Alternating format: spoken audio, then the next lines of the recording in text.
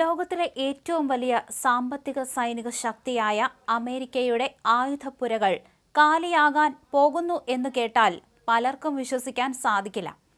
അഫ്ഗാനിസ്ഥാനും Iraq യുദ്ധത്തിനും ശേഷം ഇത്തരത്തിൽ American പ്രതിരോധ സംവിധാനങ്ങൾ നേരിടുന്ന ഏറ്റവും വലിയ പ്രതിസന്ധിയായി ഓപ്പറേഷൻ എപ്പിക് ഫ്യൂറി മാറുമ്പോൾ പുറത്തു വരുന്നത് ഞെട്ടിക്കുന്ന കണക്കുകൾ മാത്രമല്ല, ഒരു സൂപ്പർ പവറിന്റെ ഭാവി പോലും ചോദ്യചിഹ്നത്തിലാക്കുന്ന ചില യാഥാർത്ഥ്യങ്ങൾ കൂടിയാണ്.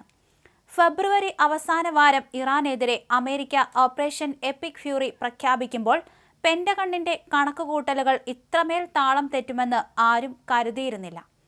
കേവലം 39 ദിവസത്തെ പോരാട്ടം കൊണ്ട് ഒരു രാജ്യത്തിന്റെ സൈനിക ശക്തി ഇത്രത്തോളം പ്രതിസന്ധിയിലാകുന്നത് ലോകം അത്ഭുതത്തോടെയാണ് കാണുന്നത്. ഇപ്പോൾ രണ്ടാഴ്ചയായി ഒരു താൽക്കാലിക വെടിനിർത്തൽ നിലവിലുണ്ടെങ്കിലും വാഷിംഗ്ടണിലെ പ്രതിരോധ ആസൂത്രകരുടെ ഉറക്കം കെടുത്തിക്കൊണ്ട് ആയുധപ്പുരകളിലെ പ്രതിസന്ധിയും ഭീമമായ സാമ്പത്തിക ബാധ്യതയും ഒരു ചോദ്യചിഹ്നമായി നിലനിൽക്കുന്നുണ്ട്. ആകാശത്ത് കത്തിയെരിഞ്ഞത് കോടികളാണ്. വെറുമൊരു യുദ്ധച്ചെലവായി അതിനെ കാണാൻ കഴിയില്ല. ഒരു കൊച്ചു രാജ്യത്തിന്റെ സമ്പദ് വ്യവസ്ഥയെ താങ്ങി നിർത്താൻ മാത്രം പോന്നത്ര പണം 39 ദിവസത്തിനിടെ അമേരിക്ക തീർത്തു കളഞ്ഞു. ഏകദേശം 2800 കോടി മുതൽ 3500 കോടി ഡോളർ വരെയാണ് ഏകദേശം ഈ തീവ്ര പോരാട്ടത്തിനായി അമേരിക്ക ചെലവിട്ടതെന്നാണ് കണക്കുകൾ പറയുന്നത്. അതായത് ഓരോ ദിവസവും ശരാശരി 100 കോടി ഡോളർ എന്ന തോതിൽ പണം വെള്ളം പോലെ ഒലിച്ചുപോയി എന്ന് വേണം പറയാൻ. യുദ്ധത്തിന്റെ ആദ്യ 48 മണിക്കൂറിൽ മാത്രം 560 കോടി ഡോളറിന്റെ ആയുധങ്ങളാണ് അമേരിക്ക പ്രയോഗിച്ചിരിക്കുന്നത്. എന്നാൽ ഇതൊക്കെ വെറും തുടക്കം മാത്രം എന്ന് ഹവാർഡ് കെനഡിയിലെ സാമ്പത്തിക വിദഗ്ധ പറയുമ്പോൾ ചിത്രം കൂടുതൽ ഭീകരമാവുന്നു. സൈനികരുടെ പെൻഷനും ചികിത്സാ ചെലവുകളും കൂടി കണക്കിലെടുത്താൽ ഈ യുദ്ധത്തിന്റെ ആകെ ചെലവ് 1,00,000 കോടി ഡോളർ കടക്കുമെന്നാണ് അവരുടെ മറ്റൊരു വിലയിരുത്തൽ.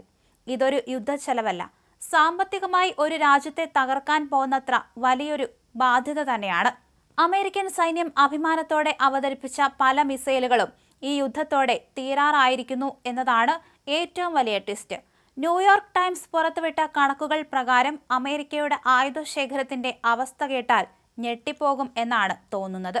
റഡാറുകളെ വെട്ടിച്ച് 960 കിലോമീറ്റർ അകലെയുള്ള ശത്രു താവളങ്ങളെ തകർക്കാൻ ശേഷിയുള്ള ഈ അതിമാരക മിസൈലുകളിൽ 1100 എണ്ണമാണ് ഉപയോഗിച്ചത്.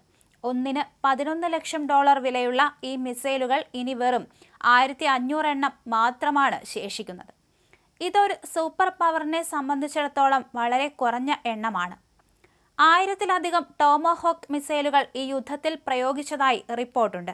ഇത് വെറും 2 ഉദാഹരണങ്ങൾ മാത്രമാണ്. പാട്രിയറ്റ്, ഇന്റർസെപ്റ്റർ, താഡ് പോലുള്ള മിസൈലുകളുടെ കാര്യത്തിലും വലിയ ക്ഷാമം നേരിടുന്നുണ്ടെന്നാണ് സൂചന. സ്വന്തം ആയുധപ്പുരകൾ കാലിയാകുമ്പോൾ അമേരിക്കയുടെ പ്രതിരോധ ശേഷിയെക്കുറിച്ച് ലോകരാജ്യങ്ങൾക്കിടയിൽ വലിയ ചോദ്യങ്ങൾ ഉയർത്തുന്നുണ്ട്. നാറ്റോ സഖ്യകക്ഷികളുടെ പിന്തുണയോടെയാണോ ഇനി കാര്യങ്ങൾ മുന്നോട്ട് പോകേണ്ടത് എന്നതടക്കം പ്രതിരോധ ആസൂത്രകർ തലപുകഞ്ഞ് ആലോചിക്കുകയാണ്.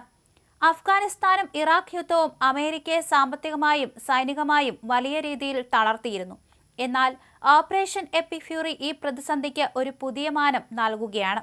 യുദ്ധങ്ങൾ വരുത്തിവെക്കുന്ന സാമ്പത്തിക ബാധ്യതയും ആയുധക്ഷാമവും ഒരു സൂപ്പർ പവറിനെ എങ്ങനെയാണ് തളർത്തുന്നത് എന്നതിന്റെ നേർചിത്രമാണ് ഇപ്പോൾ പുറത്തു വരുന്നത്.